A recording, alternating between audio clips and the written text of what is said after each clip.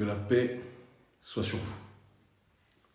Je vais vous laisser vous connecter et dans quelques instants, je vais prendre la parole pour parler de ce qui se passe à l'heure actuelle au Niger. En effet, il se passe une situation des plus dramatiques. Il se déroule une situation chaotique au Niger. L'armée française, non contente de semer le désordre partout où elle passe, a, sur son passage, contribué directement ou indirectement, là n'est même pas la question, au meurtre de militants, de sympathisants de notre cause, de la cause panafricaniste, qui demandaient en masse le départ de l'armée néocoloniale française.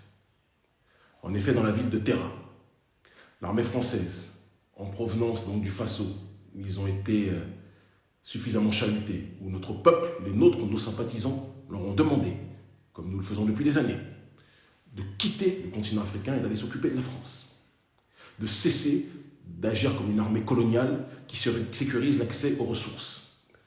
L'armée française, pour rejoindre donc Gao, pour rejoindre le Mali, Barkhane, donc la base Barkhane, a été interrompue par nos sympathisants, militants panafricanistes, hommes et femmes, courageux et courageuses, au Niger, dans la ville de Terra. Plusieurs milliers de sympathisants se sont manifestés pour dire à l'armée française « on ne veut plus de vous ». Nous ne voulons plus d'armée coloniale sur notre sol. Et quand nous parlons du fait que nous ne voulons plus d'armée coloniale, nous sommes très clairs, de manière générale. Soit une armée agit pour être une réelle partenaire et nous permettre de lutter contre les forces déstabilisatrices, mais si cette armée n'agit en rien pour sécuriser les populations, mais au contraire agit juste pour sécuriser l'accès aux ressources, il sera tout à fait logique, normal, adéquat que nos populations disent à cette armée néocoloniale de partir. Il était prévu donc que, depuis le départ de l'armée française du Faso, que nos militants puissent se coordonner. Nous avons contribué à cela avec un certain nombre de nos éléments d'urgence panafricaniste et du front anticolonialiste français en Afrique, d'accord, et des patriotes nigériens qui luttent contre l'impérialisme. Il était prévu que nous nous organisions pour dire à l'armée française de partir. L'armée française a été évidemment accompagnée par les forces colonisées militaires nigériennes sur ordre de l'un des plus grands colonisés aujourd'hui en Afrique francophone, le président M. Bazoum, Mohamed Bazoum.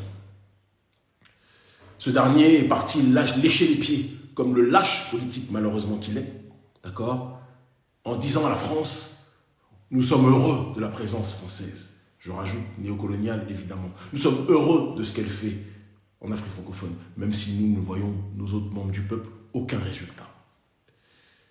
Lorsque nos sympathisants et nos militants se sont manifestés et ont dit à l'armée française de partir, les forces coalisées nigériennes et françaises ont effectué des tirs de sommation.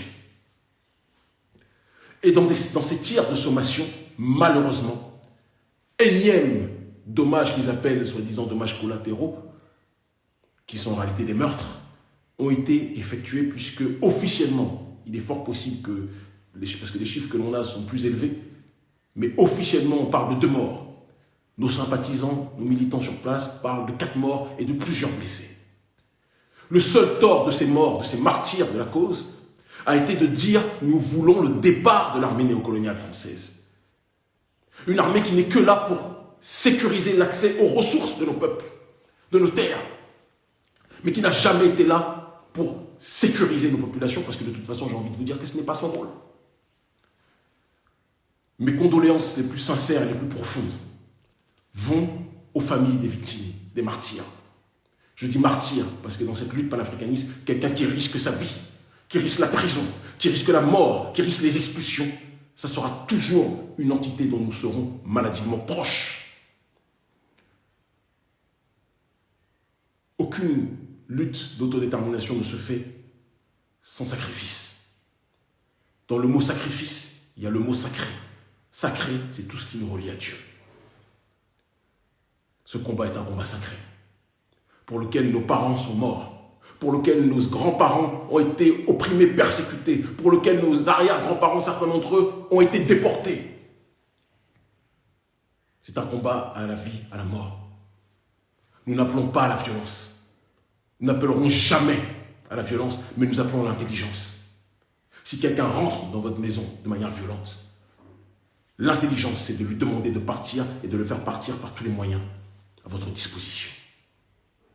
Et cela n'est en aucun cas de la violence. Je le dis avec simplicité. Je m'adresse par cette vidéo, je sais que, puisque j'ai des infos qui tournent, on a beaucoup d'alliés dans le monde qui tournent.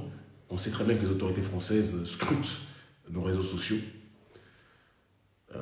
Qu'on soit très clair, Monsieur Le Drian, il n'est pas trop tard pour dire à vos soldats de partir. Parce que ce qui se passe au Sahel, ce que vous êtes en train de nous faire, ce que nous sommes en train de faire pour réagir à ce que vous faites, sans violence évidemment, à côté, le Vietnam risque de ne pas être assez. Je le dis avec un calme, une simplicité. Laissez la population africaine décider de sa propre destinée. Vous pensiez au départ, vous vous amusiez à faire ça, à m'incarcérer tout le temps, parce que je mobilisais des foules de gens un peu partout en Afrique francophone, à m'expulser, à me jeter comme une patate chaude d'un pays à un autre, etc. Vous pensiez au départ que c'était un jeu. Vous êtes en train de voir que ce que nous faisions depuis des années, c'était armer les consciences, mobiliser les peuples, pour les préparer dans une dynamique de ce qu'on appelle l'inception géopolitique, déposer une idée dans la tête des nôtres, une idée d'autodétermination, une idée de liberté, de justice, de souveraineté. Ce que l'on appelle l'ingénierie sociale. Vous avez fait l'ingénierie sociale de la colonisation. Nous faisons aujourd'hui l'ingénierie sociale de la décolonisation. Nous avons réussi à véhiculer, au départ par la télé, puis par la suite les mobilisations de rue, de masse, ce message vital pour que nos peuples puissent enfin respirer. Et ce combat ne se limite pas, que l'on soit très clair, à l'Afrique francophone. Elle va jusqu'aux Caraïbes. Parce que notre peuple aux Caraïbes, en Guadeloupe, en Martinique, en Guyane, à La Réunion, pas forcément les Caraïbes, mais vous comprenez de quoi je parle. Tous ces territoires que vous appelez de manière arrogante d'outre-mer, mais qui sont des terres colonisées, où notre peuple est installé en majorité. Toutes ces populations, toutes ces parties de notre peuple luttent pour leur souveraineté. Le XXIe siècle sera celui du réveil de l'homme noir et de la femme noire. Vous pouvez nous incarcérer, vous pouvez nous blacklister, vous pouvez nous censurer, vous pouvez nous poser des problèmes à chaque aéroport, comme c'est le cas pour moi depuis 10 ans, 15 ans aujourd'hui. Il n'en demeure pas moins une seule et unique réalité. Notre peuple va s'autodéterminer. C'est l'heure de la facture, chers amis. Vous ne pouvez pas dépouiller des peuples, meurtrir des peuples, persécuter des peuples et penser que vous ne devrez jamais payer l'addition. Nous ne sommes pas des barbares comme l'oligarchie que vous représentez. Notre but n'est pas de créer des bains de sang ou d'effectuer des violences, ce n'est même pas notre ontologie. Mais la force de nos cœurs, la force de notre dignité, la force de notre honneur va faire que vous allez bientôt décamper. Les frères de lutte, les anti-impérialistes algériens des années 60, disaient la valise ou le cercueil. On n'ira même pas jusque-là. On va dire, pour votre bien, partez. Parce que si vous ne partez pas, ce qui va en découler ne sera bon pour personne, pour vous en priorité. L'Afrique libre ou la mort, nous vaincrons. Ils finiront par comprendre. Tenez bon, tenons bon. Dans toutes les zones que je viens de citer, vous savez que nous voyageons régulièrement par le biais de notre ONG, où nous avons des militants dans toutes ces zones présentes.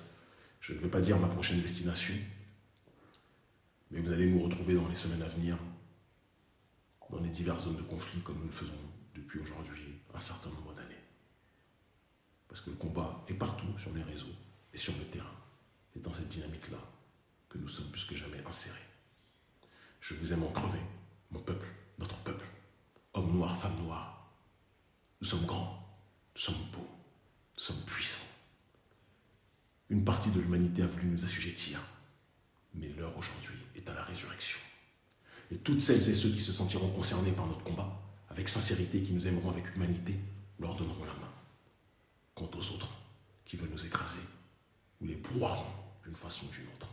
Parce qu'il n'y a pas d'autre choix dans ce monde pour être respecté.